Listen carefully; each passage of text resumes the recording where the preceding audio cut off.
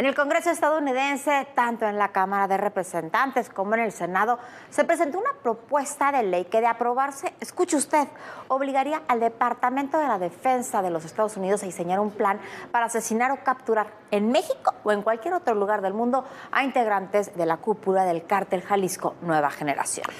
La iniciativa no está aprobada, falta por ver cuántos legisladores la apoyarían, pero va con el espíritu legislativo de la época ahí en el Congreso de los Estados Unidos respecto a México y al crimen organizado. No se habla de cooperación con México, pero sí de realizar acciones que pueden ser unilaterales. Eso es lo que propone la ley contra la cúpula del Cártel Jalisco Nueva Generación, pero también ha hablado, lo ha dicho el propio Trump y otros legisladores, contra los grupos del narcotráfico en general, lo que podría significar ejecuciones extraterritoriales dentro de nuestro país.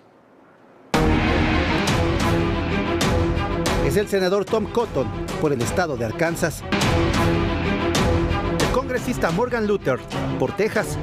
Ambos son republicanos y presentaron la iniciativa Ley de Neutralización del Cártel Jalisco, con la cual buscan exigir que en un plazo no mayor a 90 días el Pentágono emita un reporte a los comités del Congreso de Estados Unidos sobre cualquier avance en cuanto a la captura o asesinato de líderes del Cártel Jalisco Nueva Generación. Es decir, buscan obligar al Departamento de la Defensa a establecer una estrategia para exterminar a los miembros más relevantes de este cártel mexicano, considerado por la DEA como el segundo de mayor expansión, con presencia en 27 estados en México y 12 en los Estados Unidos. El texto de 3 páginas detalla la opinión de los legisladores republicanos, quienes aseguran que la frontera compartida entre Estados Unidos y México es explotada por este cártel, que trafica migrantes y droga. Lo que dicen pone en peligro todos los rincones de la Unión Americana.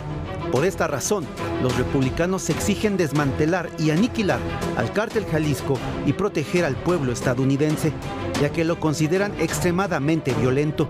La iniciativa apenas fue presentada y no ha sido siquiera sometida a debate. Para ser aprobada, tiene que pasar primero por una revisión en los comités de ambas cámaras, antes de pasar al Pleno del Congreso. Sin embargo, los republicanos tienen una mayoría mínima en la Cámara de Representantes y en el Senado son los demócratas la mayoría, por lo que las perspectivas de que una legislación así avance son mínimas. Pero no es la primera ocasión en la que los republicanos abordan el tema de los cárteles mexicanos. A principios de febrero, el mismo republicano Morgan Luther, un ex marín, dio a conocer otro proyecto de ley para combatir la influencia de los cárteles. Sería a través de la ley para defender las fronteras de los invasores armados. Esto permitiría a la Guardia Nacional de Estados Unidos utilizar la fuerza letal contra individuos que crucen armados el país. Y es que los republicanos han adoptado como suyas estas ideas de Donald Trump sobre el combate a los cárteles mexicanos. La primera vez que Trump habló de ello fue en 2019, cuando fue presidente y presentó una iniciativa para nombrar a los cárteles mexicanos como grupos terroristas.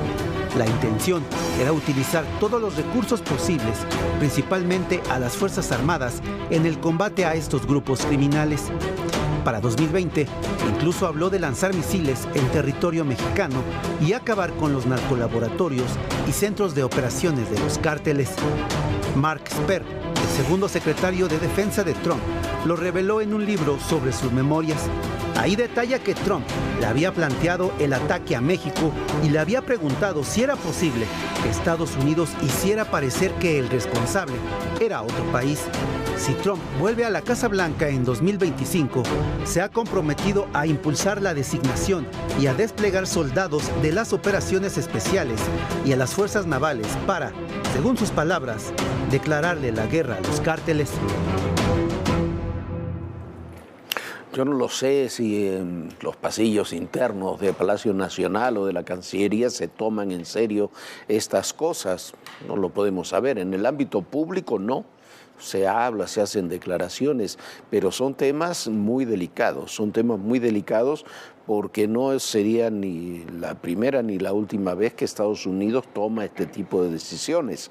La vemos desde el año 2001 en lo que se llama la guerra contra el terrorismo, contra líderes de grupos terroristas. Acaba de ocurrir con el asesinato de uno de los líderes de Hezbollah en las zonas de Siria, otros en Irak, pues, como venganza por la muerte de 3 integrantes del ejército estadounidense en un ataque con drones. Entonces, eso ocurre y está ocurriendo. Si Estados Unidos, y esa es una tentación muy grande, no solamente para los republicanos, sino también para sectores del Partido Demócrata, declara terroristas a los grupos del crimen organizado en México, la situación empeorará. ¿Y por qué empeorará? Porque hay una combinación entre todo lo que es para esta campaña electoral, lo que es migración, con lo que es narcotráfico y sobre todo tráfico de fentanilo, que indudablemente esa tentación está presente para influir en los electores en los comicios de noviembre.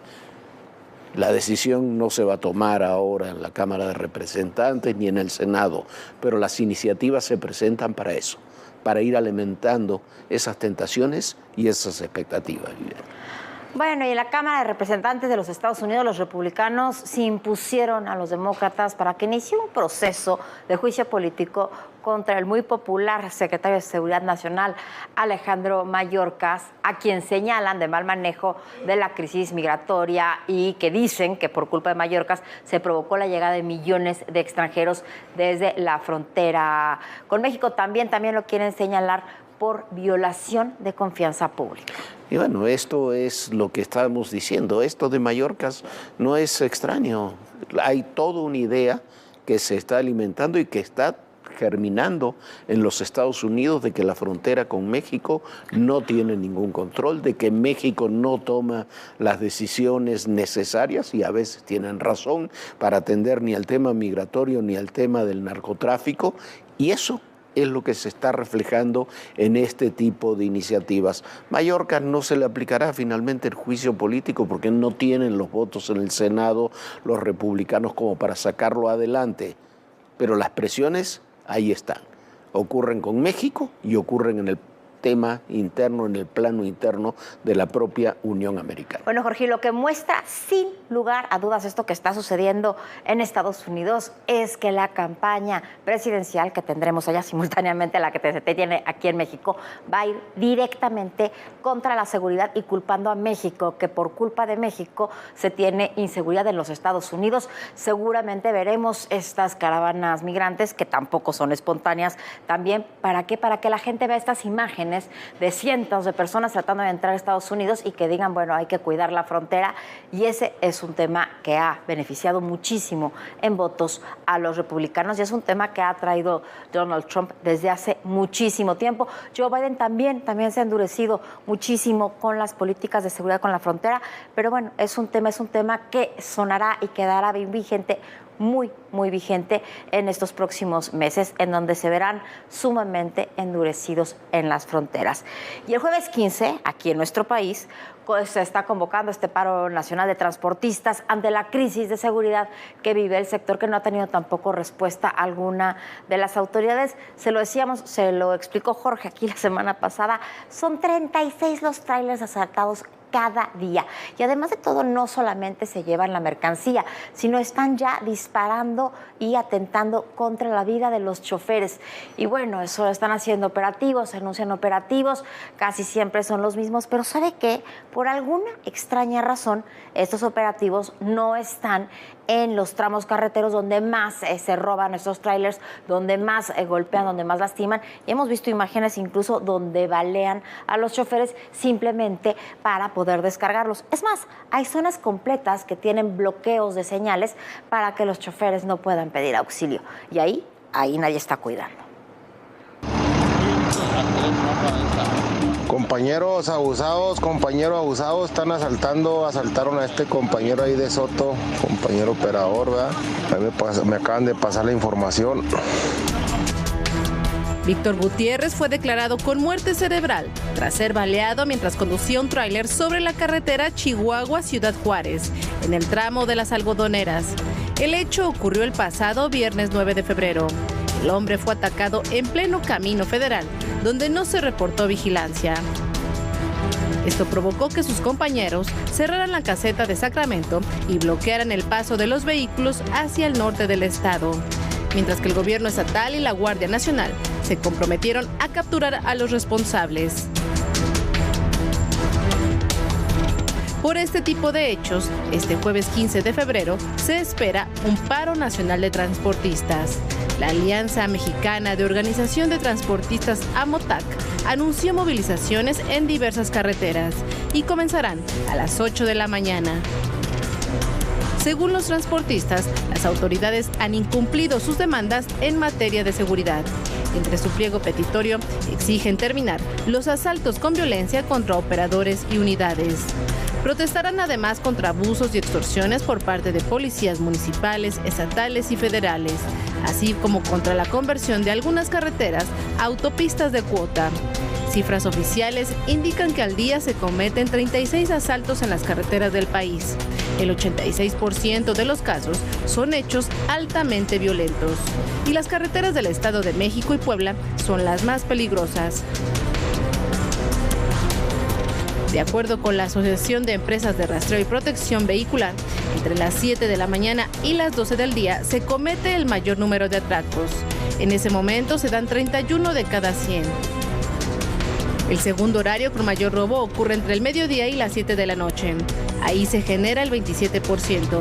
Y el viernes es el día más peligroso para circular en las carreteras porque es cuando ocurre el 19% de los incidentes. El pasado 5 de febrero, varios camiones de carga salieron a realizar diversos bloqueos en algunas carreteras del país. Esto tras desconocer un supuesto acuerdo con la Secretaría de Gobernación por el tema de seguridad para los choferes. Y bueno, y estos son los ataques contra el transporte de carga de estas características, pero hay ataques contra el transporte de todo tipo. Hubo nuevos ataques en Chilpancingo contra los transportistas urbanos. La gobernadora de Guerrero, Evelyn Salgado, pidió una mayor intervención de la Fiscalía Local y Federal y de las fuerzas de seguridad para retomar el control de la capital del estado, que en este sentido está prácticamente perdido.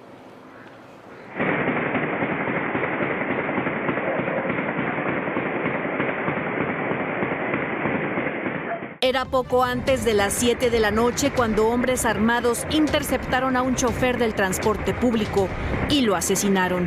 Ocurrió en la colonia Javier Mina, al norte de Chilpancingo. En la agresión resultó lesionada otra persona. Su estado de salud es delicado.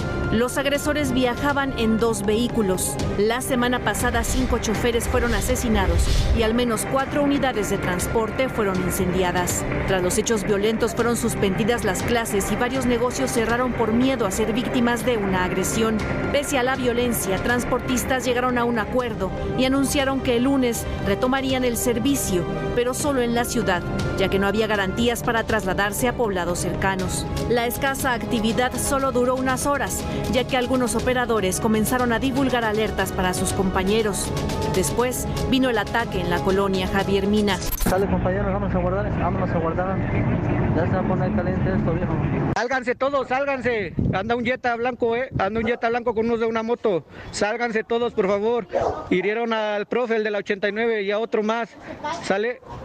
La señora Lupe está en pánico, ahorita ya van para auxiliarla. Este martes las calles volvieron a lucir sin transporte público y las escuelas cerradas. Pese a esta ola de violencia, el director general de Gobernación Estatal, Francisco Rodríguez, aseguró que se trata de una campaña de psicosis. Hacemos este llamado público a todas y a todos a retomar nuestras actividades, a no ser parte de esta campaña de la psicosis. Ante la violencia, la gobernadora del estado, Evelyn Salgado, informó que se reforzó la seguridad en la capital del estado con el despliegue de 600 elementos de seguridad. En un comunicado, llamó a las autoridades municipales, estatales y la federación a cerrar filas y a asumir con mayor compromiso cada una de sus responsabilidades para lograr resultados.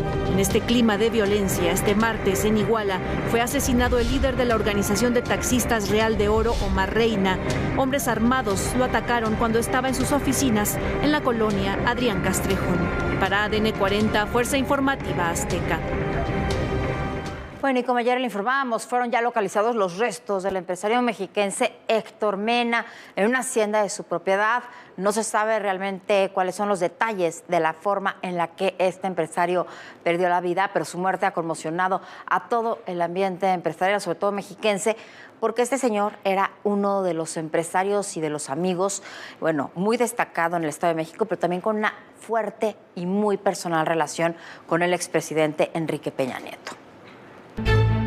Siguen las muestras de solidaridad en la comunidad empresarial y política del Estado de México por la muerte de Héctor Mena Abascal.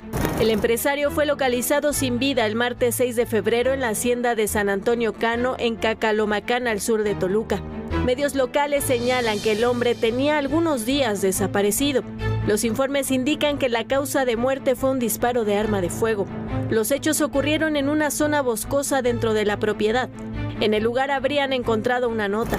Mena Abascal, junto con su padre Sergio Mena Palacios, eran parte de una red empresarial influyente en la entidad mexiquense, además de ser ampliamente reconocidos a nivel nacional. Su compañía, Continental Automotriz, fue proveedor de vehículos en anteriores administraciones estatales mexiquenses y en al menos 13 entidades del país en meses recientes. A lo largo de su trayectoria empresarial, la familia Mena fue centro de debate en la entidad por sus relaciones con políticos del Estado de México. Reportes indican que entre 2015 y 2018, durante el sexenio del presidente Enrique Peña Nieto, las empresas asociadas a Héctor Mena firmaron 4 contratos con el gobierno federal por más de 145 millones de pesos, 2 de ellos obtenidos por adjudicación directa de la Presidencia de la República. Además de establecer una destacada red empresarial, Héctor Mena Abascal fue vicepresidente de la Asociación de Distribuidores de Automotores del Estado de México. Hay que ponerle un nombre, un rostro. ¡Te vamos a encontrar! ¡Te vamos a encontrar! Y que vienen todas las demandas internacionales. Una ciudad tan complicada como es la Ciudad de México. Ya llegamos a Aguililla, esta ciudad, la entrada a la Tierra Caliente.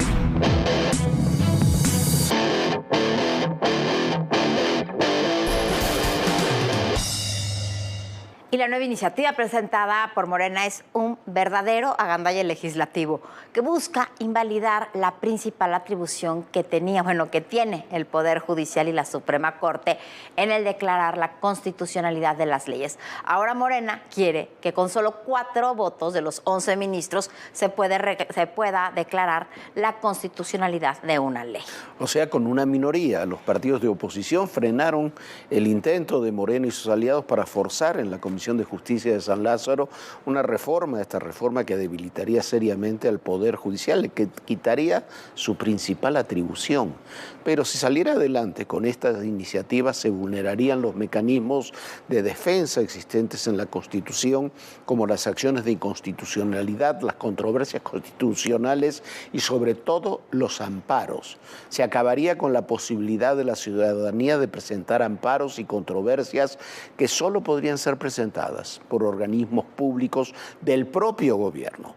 Todos los demás quedaríamos legalmente desamparados y además, con una minoría, se podrían reemplazar los votos mayoritarios en la Suprema Corte de Justicia de la Nación.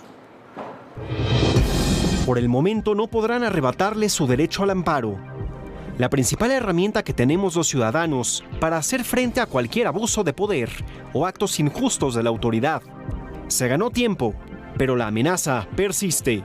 Diputados de Morena y aliados intentaron sacar adelante una propuesta para que con solo el voto de 4 de 11 ministros de la Suprema Corte se declare como válida e inatacable cualquier reforma impugnada. Se trata de una iniciativa de reforma a la ley reglamentaria del artículo 105 de la Constitución para quitarle el derecho de amparo a los ciudadanos y blindar las propuestas de reforma constitucional. Porque si no se alcanzó una votación de al menos 8 en el Pleno de la Suprema Corte para declarar la invalidez de una reforma, entonces tampoco la ciudadanía tendría la posibilidad de impugnar vía juicio de amparo y sobre todo violando los derechos humanos de las personas. Lo que está pasando con esta reforma es que le quiere quitar esa facultad al amparo, reduciéndolo y El principal afectado, por supuesto, que va a ser la ciudadanía. La polémica se desató cuando los secretarios de la Comisión de Justicia, que pertenecen a Morena, convocaron a una sesión para este jueves sin el aval del presidente de la misma, el diputado Felipe Macías. Esta convocatoria irregular que se estaba gestando,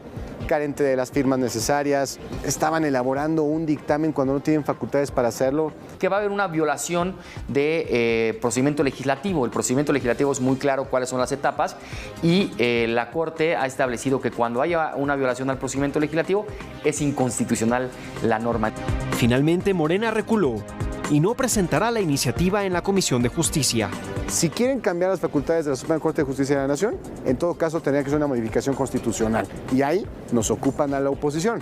Lo que pretendían hacer con esta iniciativa, con una ley reglamentaria, es simplemente usar su mayoría absoluta para transgredir las facultades de la Corte y transgredir lo que marca la Constitución. La intentona de Morena y sus aliados llegó después de que la Suprema Corte de Justicia echó abajo varias propuestas legislativas, como la reforma electoral o, más recientemente, la ley de la industria eléctrica, que desató decenas de amparos. Para ADN 40, Hugo Vela, Fuerza Informativa Azteca. Bueno, y lo otro que viene ahora, que también se quería evitar con este arrebato, vamos a llamarlo así, el legislativo, era la decisión que tiene que tomar en los próximos días ya la Suprema Corte sobre el llamado Viernes Negro, aquel 28 de abril del año pasado, donde se votaron 20 iniciativas a 12 minutos por cada una de ellas, sin discusión y la mayoría de las mismas sin haber pasado siquiera por comisiones. Ya no se irá al fondo del tema, simplemente se declarará su inconstitucionalidad. ¿Por qué? Porque se violó el proceso legislativo que se quería volver a violar ahora para aprobar esta enmienda. Pero a ver cómo van las cosas. A ver cómo vamos. Bueno, y César Yáñez dejó la subsecretaría de Gobernación para pasar al equipo de Claudia Sheinbaum. Sin duda es una buena adquisición para la candidata de Morena, que vaya que necesita operación en medios, sobre todo luego del desastre que ha dejado y que hace todos los días Jesús Ramírez, que fue uno de los responsables directos de la marginación que tuvo Yáñez durante todos estos años. Bueno, Jesús Ramírez se tenía que deshacer de Yáñez para quedarse como está y bueno, para poder hacer todo lo que está haciendo Jorge. Sí, y lo que llamó la atención es que en Gobernación lo reemplazará César Yáñez, una joven licenciada, Mariana Rodríguez, que no tiene la menor experiencia política, salvo un par de años trabajando en la ayudantía del presidente López Obrador. Van 21 integrantes de la ayudantía que se convierten en funcionarios federales, casi todos ellos sin experiencia de gobierno. Bueno, y también asombra que Morena, a través de su presidente partido, Mario Delgado, haya rechazado ante el INE la participación de Signalab en el proceso de selección de las preguntas para el segundo debate presidencial. El único argumento que dice Mario Delgado es que son opositores a su partido y que han basado en que este grupo Signalab ha colaborado con otras instancias en la denuncia de casos específicos de corrupción. Para que sepa usted, Signalab es la principal institución de procesamiento de datos y tecnologías de la información y es parte del ITESO, que es la red de universidades jesuitas. Es una institución seria, reconocida internacionalmente, y Morena sin duda va a quedar en ridículo rechazando su participación, porque además de todo han sido imparciales. Bueno, es una institución reconocidísima, es parte del ITESO, del tecnológico ahí del occidente, de la red de universidades jesuitas, y es, como dice Viviana, un ridículo impugnarlo. Vamos a otra información. Hoy el gobierno le condonó a Pemex otros 70,000 millones de pesos de adeudos, pero la paraestatal está en el peor momento de su historia, sigue en números rojos y en realidad está quebrada. Es la única petrolera del mundo que no solo no tiene utilidades, sino que ha generado una deuda monumental con vencimientos anuales que van entre 10,000 y 14,000 millones de dólares anuales, pero con pérdidas en todas sus operaciones. Por cada barril que refina Pemex de gasolina, pierde $35. Es un caso único en el mundo. Todas las empresas que refinan el crudo tienen utilidades. Aquí por cada barril perdemos $35. En este sexenio no solamente le condonan ahora 70,000 millones de pesos de deudas que tiene Pemex, le han invertido para tratar de reducir su deuda 2 billones de pesos, pero la deuda crece y los bonos están ya casi en categoría basura. La decisión, sin embargo, es seguir metiéndole dinero suyo y mío de los contribuyentes, aunque Pemex sea hoy un barril sin fondo. Bueno, y con estas noticias, ojalá pueda descansar, tratar de pensar en cosas más bonitas, soñar lindo y por supuesto mañana nos vemos en punto de las 11 de la noche aquí en Todo Personal. Descanse. Buenas noches, Jorge. Muy buenas noches, Viviana, y recuerden, el poder y en la política todo, pero absolutamente todo es personal. Gracias.